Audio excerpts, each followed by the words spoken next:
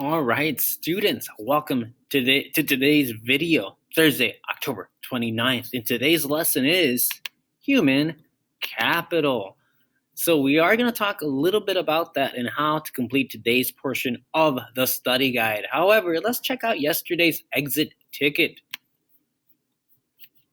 All right. So we're going to look at some of the things you responded to just to get an idea of where we are all at. All right. So the first question asked you this, and it was a short answer response. What were the Dakota following as they were moving? We have animals, which is correct, but specifically we were looking for buffalo. Some of you said food, which is true because they were following the bison, which provided food. So you got buffalo, the seasons, which is partly true. The Dakota did move depending on the time of the year. So if it was summer, they would camp out, whereas if it was fall, they would definitely follow the animals. Someone, I think, put their name. I'm not sure what that means.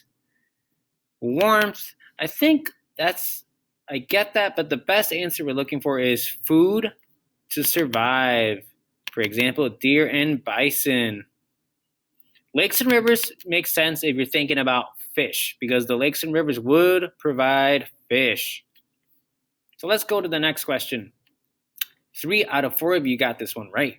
Who often did the packing and carrying of items from place to place? We are looking for the answer women and children, because men were often left with the task of hunting, which meant women and children would be responsible to take things from place to place. For example, a very common chore was to set up and set down the teepee.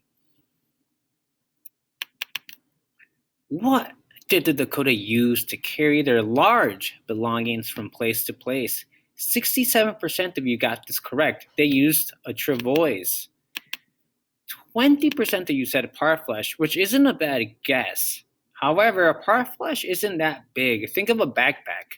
That's basically what you're looking at. Some parfleches were even smaller, like an envelope. The best answer was a travois. Honestly, think of a sled. When you hear or see the word travois, think of a sled, which was big enough to carry large items on. So now let's move on to the study guide. So we are going to check out Thursday's lesson. All right, so we are on Thursday, October 29th. You are going to view the slideshow to learn about human capital and what it meant to the early Dakota. After you're done reading the slideshow, you are going to answer the questions in the red boxes below.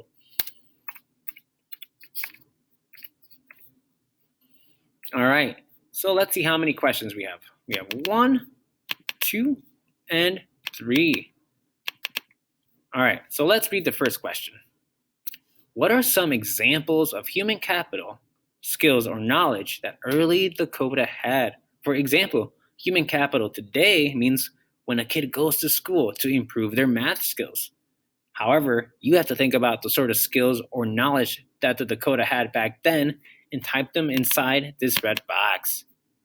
The second question, how might an early Dakota child increase their human capital? For example, how can they gain knowledge that will help them in the future? Be specific.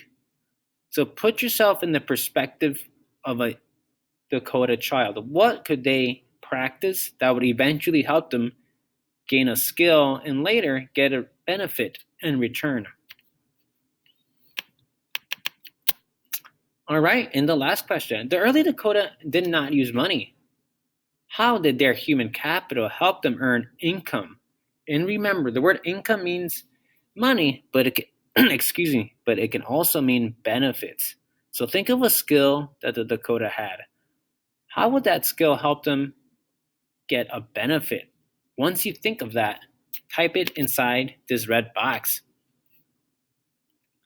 Once you are done with the 3 questions, you will be completely finished with Thursday's lesson. However, remember to complete the exit ticket. So that's all I have for today. And if you have any questions, like always, send me an email and I will do my best to respond to you as soon as I can. Good luck and take care.